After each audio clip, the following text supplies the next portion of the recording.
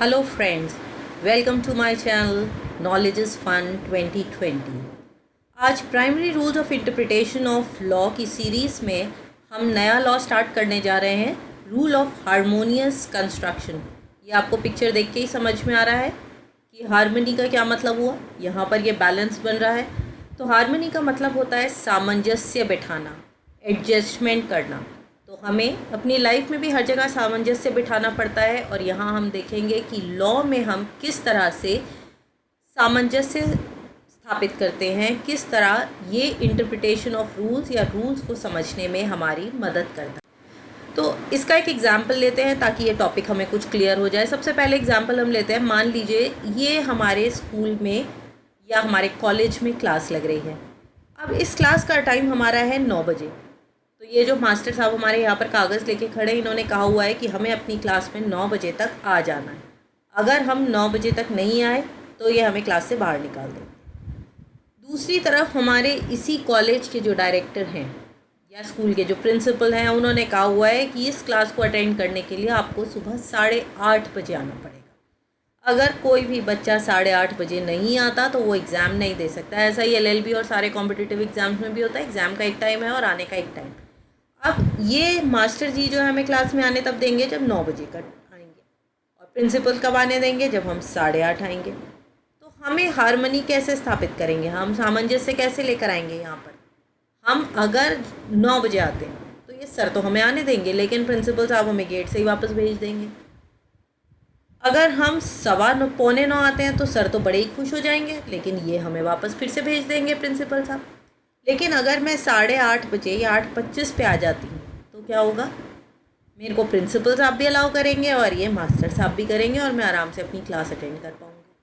तो ये है हारमोनी, जहाँ हमें अलग अलग तरह के रूल्स हैं, हमें उनमें हारमोनी और सामंजस्य बिठाना होता है, तालमेल बिठाना होता है, एडजस्ट करना होता है, और एडजस्ट करके हमें नया रूल लेकर आते हैं। जब कहीं पर भी दो स्टैचूट्स के बीच में कॉन्फ्लिक्ट हो, when there is a conflict between 2 और मोर स्टैचूट्स, या एक ही स्टैचूट के अलग अलग पार्ट्स में सामंजस्य ना बन रहा हो, कोई कॉन्फ्लिक्ट हो, तालमेल ना हो, तो हमें हारमोनियस कंस्ट्रक्शन की ज़रूरत पड़ती है। अगर हारमोनी हम दोनों के बीच में कोई हारमोनी नहीं ला पा रहे हैं तो कोर्ट का डिसीजन होगा कि किसकी राय चलेगी। अब अगर बच्चे कहते हैं कि हम 9 बजे नहीं, हम जो है 8:30 नहीं आएंगे क्योंकि क्लास हमारी 9 बजे है, और इन दोनों में कोई भी डिसीजन इस केस में मास्टर साहब और प्रिंसिपल और बच्चों के बीच में तालमेल नहीं बैठ पा रहा है, तो हमें क्या करना पड़ेगा। तो जो भी डिसीजन प्रिंसिपल साहब लेंगे हमें उसे ही मानना पड़ेगा। तो हारमोनी का ये मतलब नहीं है कि हम कोई भी एक लॉ या कोई भी एक रूल को ख़त्म कर रहे हैं या उसके असर को निपटा रहे हैं या आगे से वो लागू नहीं होगा। इसका मतलब सिर्फ ये होता है कि जो प्रॉब्लम या जो कॉन्फ्लिक्ट दो लॉज के बीच में आ रहा है, दो स्टैचूट्स के बीच में आ रहा है, हम सिर्फ उस प्रॉब्लम को निकाल के हटा देंगे और इस तरह से रिजॉल्व करेंगे कि दोनों के दोनों रूल्स चलते रहे, और हमारी ये जो कॉन्फ्लिक्ट है, जो दोनों के बीच में अड़े हुए थे, वो प्रॉब्लम। अब रूल ऑफ हारमोनियस कंस्ट्रक्शन, इसमें कुछ पॉइंट्स हैं जो हमें देखने हैं कि इस केस में जो पूरा हमारा लॉ है, हम उसके पूरे लॉ को एक साथ पढ़ते हैं। Should be read as a whole, हम उसके अलग अलग हिस्सों को अलग अलग मानकर नहीं चलते। तो इससे क्या होगा कि हमें जो हमारा लॉ है उसका इंटेंशन पता रहेगा, और पूरे रूल को हम जब एक मानेंगे तो हमें तालमेल बिठाना आसान रहेगा। One provision of the act should be construed with reference to the other provision in the same act। अगर एक एक्ट में दो अलग अलग प्रोविजंस हैं तो हमें उन दोनों को साथ लेके ही चलना होगा। अब इससे क्या होगा, this will result in consistent enactment of the whole statute. तो जब हम पिछले वाले पार्ट से अगले वाले पार्ट को रिलेट करेंगे तो हमारा जो पूरा स्टैचूट है वो एक इकट्ठा एक पार्ट लगेगा और उसे लागू करना भी आसान हो जाएगा। इससे it will reduce any inconsistency और repugnancy either within a section और between a section and other part of the statute. अब इससे क्या होगा कि जो अलग अलग सेक्शंस के बीच में इनकन्सिस्टेंसी है, या जो उन दोनों के बीच में हमारा टकराव है, तो जो भी टकराव है, जो समस्या है, हम उसको जो है अलग अलग सेक्शंस को जब हम एक पार्ट मान के चलेंगे तो ये टकराव कुछ कम हो जाएगा। In this rule, the court, while interpreting, must try to avoid a conflict between the provisions of the statute. कोई भी अगर हमारा कोर्ट ऐसे केस में फंस गया है जहाँ दो स्टैचूट्स के बीच में कहीं कोई कॉन्फ्लिक्ट आ रही है, जहाँ दोनों के बीच में कोई तालमेल नहीं है, तो उसे ज़रूर कोई सामंजस्य बिठाना चाहिए। और जो टकराव की स्थिति है, ये वाला रूल सही है या ये वाला, ये नौबत नहीं आनी चाहिए। इस टकराव को हर तरह से कोशिश करके हटाना चाहिए और किसी भी लॉ को दूसरे लॉ से ज़्यादा इम्पोर्टेंस नहीं देने की कोशिश करनी चाहिए। और अगर इन सिचुएशन ऑफ एपरेंट कॉन्फ्लिक्ट, अगर कोई ऐसी कॉन्फ्लिक्ट या ऐसा कोई टकराव आ जाता है जिसको रिजॉल्व नहीं करना बहुत मुश्किल है, तो कोर्ट को क्या कोशिश करनी चाहिए कि जो दोनों हमारे कॉन्फ्लिक्टिंग प्रोविजंस है या जो दो ऐसे हमारे स्टैचूट्स हैं जिनके बीच में सामंजस्य नहीं है, तालमेल नहीं बन रहा है, उन दोनों के बीच में से कोई ऐसा रास्ता निकाले कि दोनों लॉज में से कोई भी लॉ पूरी तरह से ख़त्म ना हो और दूसरा लॉ उसके ऊपर हावी ना हो। तो हमें बीच का रास्ता ऐसा निकालना है कि दोनों लॉज के बीच में सामंजस्य बना रहे और टकराव की नौबत ना आए। It presumes that Parliament would not make an enactment of defeat the purpose of any of the provisions enacted by him. इसका कारण क्या है कि हम ये मान के चलते हैं कि पार्लियामेंट कभी भी कोई ऐसा नियम नहीं बनाएगी जिसको वो चाहती हो कि दूसरा लॉ लाकर हम इस लॉ को ख़त्म कर दें। अगर उसे वो लॉ ख़त्म करना है तो वो उसको रिपील कर देगी, उस लॉ को हटा देगी। लेकिन वो कभी दो लॉ ऐसे नहीं बनाएगी जानते बूझते कि एक लॉ जिसमें वो कहे कि वो ज़्यादा इम्पॉर्टेंट लॉ है और ये वाला लॉ उससे कम इम्पॉर्टेंट है, इस लॉ को हम हटा सकते हैं। अब इसके अगर हम प्रिंसिपल्स देखें तो इसके प्रिंसिपल्स जो है CIT versus Hindustan bulk carriers के केस में दिए गए थे। इसमें क्या कहा था सबसे पहले कि court must avoid a head on clash of seemingly contradicting provisions. तो जो हमने अभी डिस्कस किया है कि कोर्ट को हर हालत में जो हमारे बिना तालमेल वाले प्रोविजंस हैं उनको कुछ इस तरह से इंटरप्रेट करना चाहिए, इस तरह से समझना और समझाना चाहिए कि उन दोनों के बीच में जो टकराव है वो कम हो जाए और दोनों के बीच में सामंजस्य स्थापित हो जाए। The provisions of one section cannot be use to defeat the provisions contained in another. तो एक सेक्शन जो है वो इस तरह से नहीं हो सकता कि वो दूसरे सेक्शन को या दूसरे लॉ को हरा दे। ये कोई हार और जीत का केस नहीं है। तो उन दोनों के बीच में जो प्रॉब्लम है, जो टकराव है, सिर्फ उस एरिया को हटा देंगे, लेकिन कभी भी हम एक लॉ को दूसरे लॉ से हार या जीत का केस नहीं बनाएंगे। When it is impossible to completely reconcile the difference, if contradictory provisions, the court must interpret them in such a way so as to give both the provisions as much as possible. तो उसका जब वो decision ऐसे case में देगा और बिल्कुल दोनों को लागू करना पूरी तरह से पॉसिबल नहीं है, तो कोर्ट कुछ ऐसा रास्ता निकालेगा जिसमें दोनों जो लॉज हैं वो ज़्यादा से ज़्यादा लागू हो सके। जैसे हमने अभी 8.5 और 9.5 का केस देखा था, तो सबसे अच्छा रास्ता क्या है कि कोर्ट ये कह देगा भैया तुम 8.5 आ जाओ, उसमें ये लॉ भी चल जाएगा और वो लॉ भी चल जाएगा, दोनों में से किसी लॉ को छोड़ना नहीं पड़ेगा। अगर कोर्ट 9 बजे वाला लॉ कहेगा तो इसका मतलब ये हो गया कि वो 8.5 वाले लॉ को हरा रहा है। तो ये हार और जीत इम्पॉर्टेंट और अनइम्पॉर्टेंट का केस नहीं है। उसे ऐसा रास्ता निकालना है कि दोनों लॉज साथ साथ चले सामंजस्य और एडजस्टमेंट के साथ। Court must keep in mind that interpretation that reduces one provision to a useless number or dead is not a harmonious construction. तो अगर कोर्ट कोई भी ऐसा डिसीजन देता है जिसमें वो ये कह देता है कि ये वाला लॉ तो एकदम बेकार है, अगर पीछे वाले केस में वो कह दे नहीं तुम 9 बजे आ जाओ, प्रिंसिपल का तो दिमाग ख़राब है, वो जो है 8.5 का टाइम ऐसे ही कह रहा है, तो इसका क्या मतलब है कि उसने प्रिंसिपल की जो इंपॉर्टेंस है, प्रिंसिपल की जो अथॉरिटी है, उसको डाउन प्ले कर दिया। तो उसे ऐसा कहीं नहीं करना है। उसे कोई भी लॉ कम इम्पॉर्टेंट, यूजलेस, मरा हुआ, डेड, बिना किसी इम्पोर्टेंस के नहीं दिखाना है।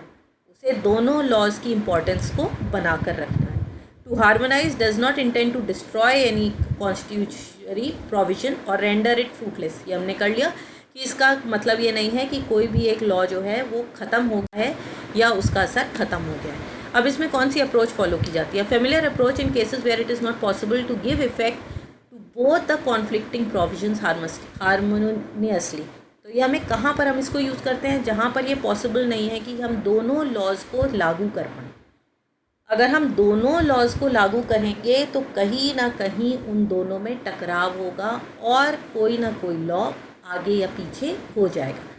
तो ऐसे केस में हम हारमोनियस अप्रोच को फॉलो करते हैं और हेड ऑन कोलिजन मतलब बिल्कुल सिर से सिर टकराने वाली नौबत को हम हटाने की कोशिश करते हैं। और ये कोशिश करता है कोर्ट कि दोनों प्रोविजंस में से किसी ना किसी को भी बिल्कुल ख़त्म ना करना पड़े।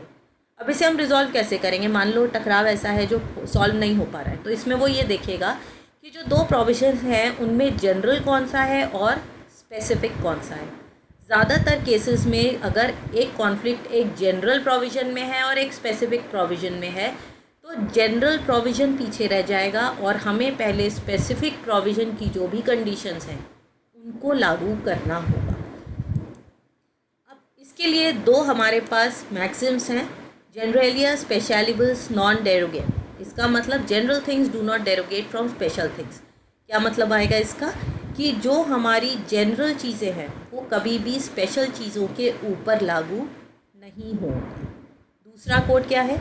जनरलिबल्स स्पेशलिया डेरोगेट। और जो स्पेशल चीज़ें हैं वो कभी भी जनरल चीज़ों से नीचे नहीं आएंगी। तो अगर हमें जनरल और स्पेसिफिक के बीच में डिसाइड करना है तो हम स्पेसिफिक लॉ को ज़्यादा इम्पोर्टेंस देंगे और जनरल को रोक देंगे। जैसा कि अब इस केस से आपको ये क्लियर हो जाएगा, MSM शर्मा वर्सेस कृष्णा सिंह।